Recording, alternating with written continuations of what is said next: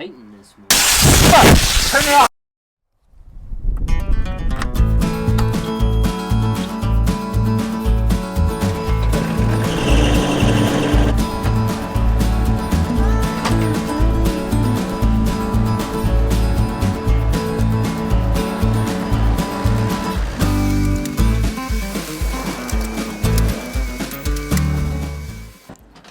So to get started on our water system, the first thing we had to do is dig a hole for our above ground cistern.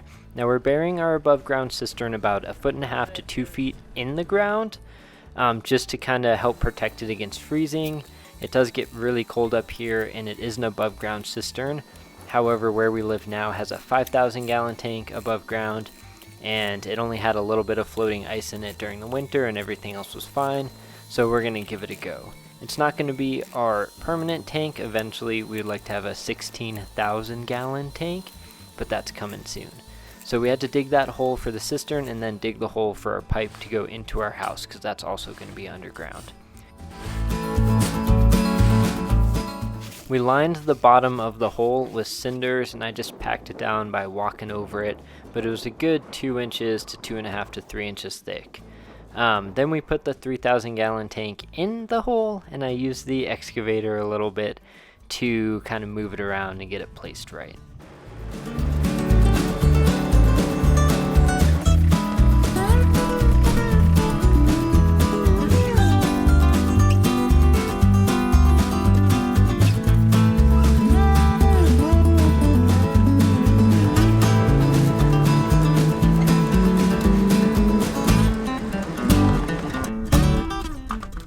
Now we're coming out of the cistern with a 1.25 inch PVC. We're using 1.25 inch because that's the size inlet of our well pump. We did have to make this 90-degree turn because there was a rock right in front of the outlet of the cistern that we couldn't get through. And then we just extended this all the way over and into our house. We had placed these 4-inch PVC pieces through our ICFs when we poured the foundation, and this one was for our water system, so we just placed it right through that tube.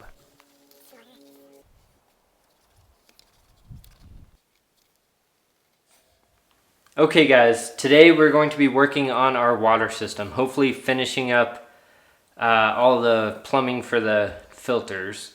We're going to come in from our well pump into a pressure tank that's down the crawl space right now. And then from that pressure tank, we're going to go out of the pressure tank into our first filter, which is just a sediment filter. So it's a reusable sediment filter. You can just let all the water and drain all the sediment out the bottom this way.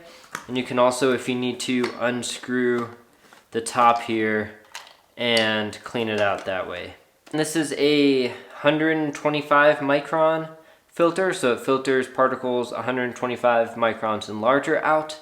So we're going to go from this filter, this sediment filter, into this guy, which is going to house our second sediment filter. This one's going to house a 25 micron filter. It looks like this, and it just sits right inside this blue cylinder. You can see this is the inlet. It goes in through all the sides and then out through the center. So it just drops on right like there and screws back down. After we go in our 25 micron filter, we go down to a 5 micron filter. After the 5 micron filter, we're going to 2 separate carbon filters, and then finally into a UV light. So this is all going to take up a bit of space. The idea is to get a piece of plywood, much like our makeshift countertops, about 16 inches tall and maybe 4 foot long or so, and try to get all these filters onto that one piece of plywood that's 4 foot long. I'll mount it. 1 down, 4 to go.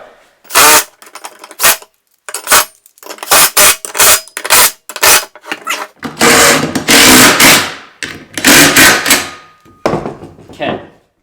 After I got all the brackets on, I then went through and added all of our adapters on. All of our filter housings have 1-inch inlets and outlets that are threaded, so I just use a standard threaded 1-inch to slip 1-inch PVC adapter, and then I'm going to go through later and attach them all with about a 3-inch or 4-inch piece of PVC in between.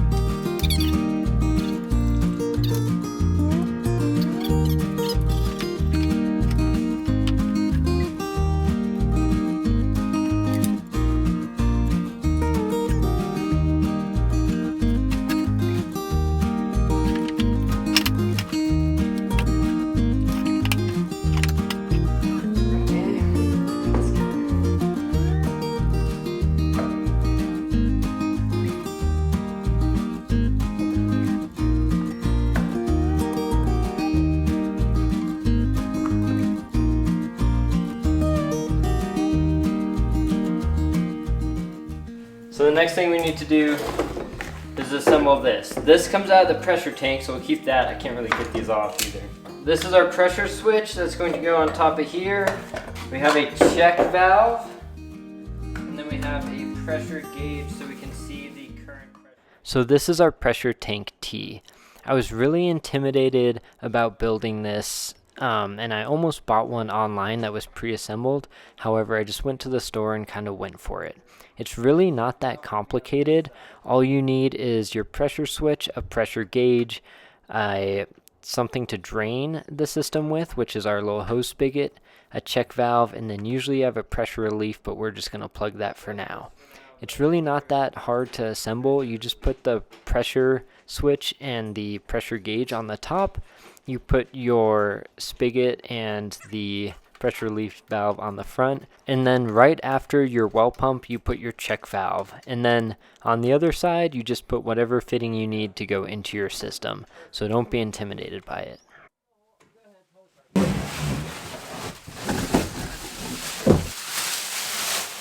We're using this concrete pad that came with our mini split system as a base because it'll fit down here, and then we don't have to pour concrete down here.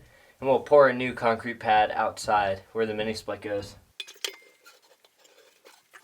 I do want to make a little note here. That's a 32-gallon pressure tank. We are planning on adding a second 32-gallon pressure tank next to it eventually, but this is going to get us started for now. The next thing we did is we screwed that 16-inch wide by 4-foot piece of plywood up to our ICFs. The only reason we had the plywood is because the brackets for our housings don't sit exactly where those little plastic stud things are for the ICFs, so we screwed them into the plywood and the plywood screwed into the ICF. I'll kind of talk about the reason we plumbed it the way we did a little later, but we do have a valve there, that way we can stop any incoming water into the system if needed. And then now we're just installing our filters. Like I said before, we have 2 sediment filters. One is 125 microns, the next one's 20 microns, then 5 microns, and then the one Chelsea is working on right now, and I will be in a second. Those are our carbon filters. You may think having 3 sediment filters is a little bit overkill, but if we just went straight to a 5 micron filter, it would clog up really quick. So stepping down will hopefully have us not changing filters as often. Okay, and this one, to clean it, we just do that. You just get a little bucket and dump all the sediment out of it.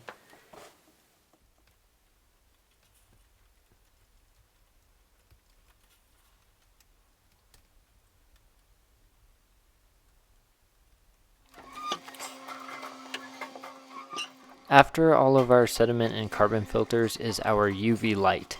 Now this is just because we're collecting rainwater off the roof. It's going to kill any bacteria or germs in there for us.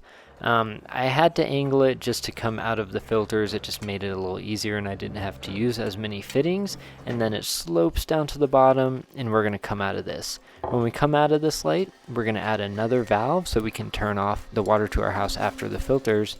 And then we go into a T. One of those outlets from the T is going to go to the cold water to our entire house.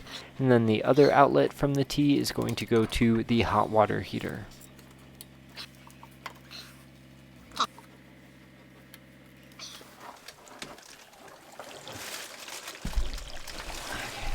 Is it filtering it? Oh man, it's filtering it. Before we turned on the pump to actually pressurize all the filters in our house, we opened the valves and let everything kind of just gravity feed in. That way we had our pump primed and we did have some water already in the filters and in our lines. And then I just want to make a note that I know the wiring you're about to see in the next clip is a little sketchy, but right now we're running the pump off of our generator, so this is just all temporary wiring to test it. So this is a little sketchy. I'm really nervous.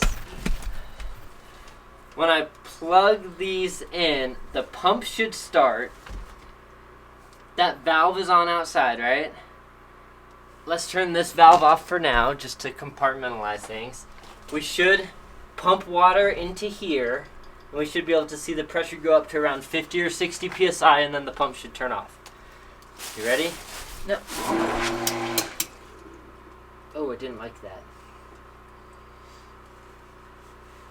Oh, we're at 60, 50, 60 psi right now. Why? No way. There's no way. There's no way.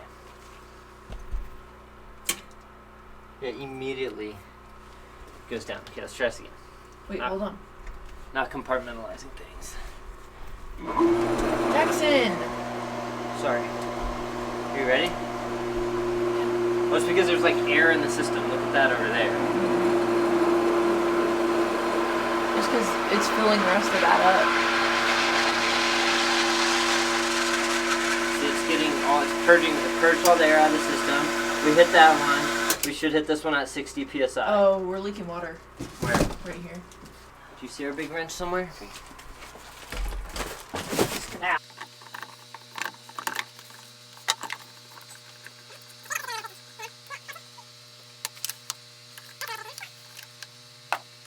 So if I slowly open that back. So, and this should turn back on at 40 psi. Oh god, yeah. Open it.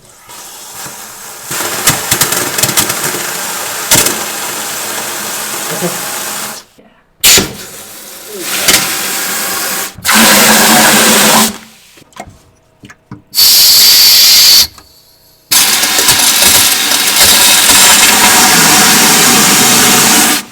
Okay, cool. Woohoo! We have pressurized water! That's super cool, isn't it? Yeah.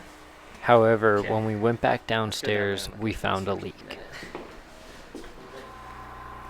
Say all that again? It's not leaking a considerable amount, but it's like definitely dripping. Like you, if you watch it for a minute, it'll probably drip. So,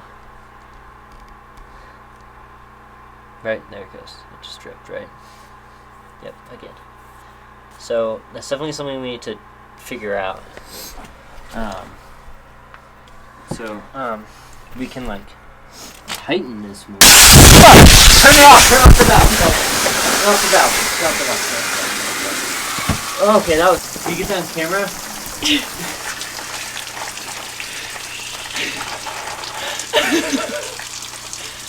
That blew. Literally. Here's a bucket. Thanks.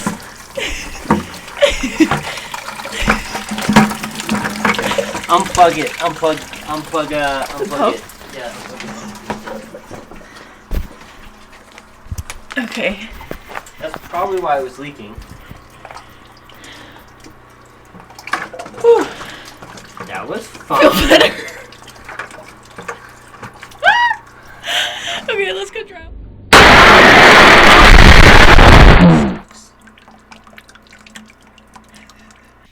60 psi of water. Straight into the eyeballs. Straight into the eyeballs. So I want to address something real quick, and it's how we plumbed this section, the filter section of our water system. So a lot of people will have a T that comes in right here, T goes up, and a couple valves, and then a pipe that goes all the way over and bypasses all of the filters. So we'll have another pipe running across. And that's good for a couple reasons. One, if you, for some reason, if something in here breaks, and you can't get to it to fix it right away or whatever, you can just bypass the whole filter system. However, since we're doing rainwater and we have to filter all of our water, I didn't do that because if something here breaks, we have to fix it or we're not going to have water. I'm not going to put all the sediment and that type of stuff into just our fixtures. So we're filtering everything. When we need to change a filter, it's going to hurt us a little bit. We can turn it off here, and then we'll shut off all the incoming water. But obviously, we'll have a valve on the other side to be able to shut off the other side. That way we don't have all of the water coming back in and leaking in as we take this off. But when we take out this big blue housing, we're going to have well over a gallon of water in here that we're going to have to do something with. So as long as that's shut off and that's shut off, we should have a little bit of a vacuum. Be able to pop this off real quick. Maybe have a bucket down here. Dump it in the bucket, change the filter, pop it in real quick with the least amount of spillage possible. But yeah, so that's why we didn't plumb it around, because I don't want the option to bypass the filters. I don't want any of the sediment or crud coming off of the roof or in the rainwater to go into our hot water heater or our faucets or our fridge or anything like that. So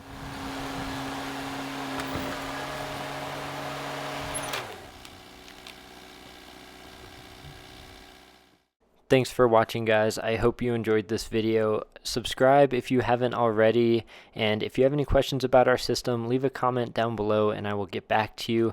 Also, I'm going to leave a link to all of the products we used in the description, and then give us a like if you enjoyed this video, and once again, make sure you're subscribed so you can see all of our videos. Yeah, you guys have a good one. I'll see you next time.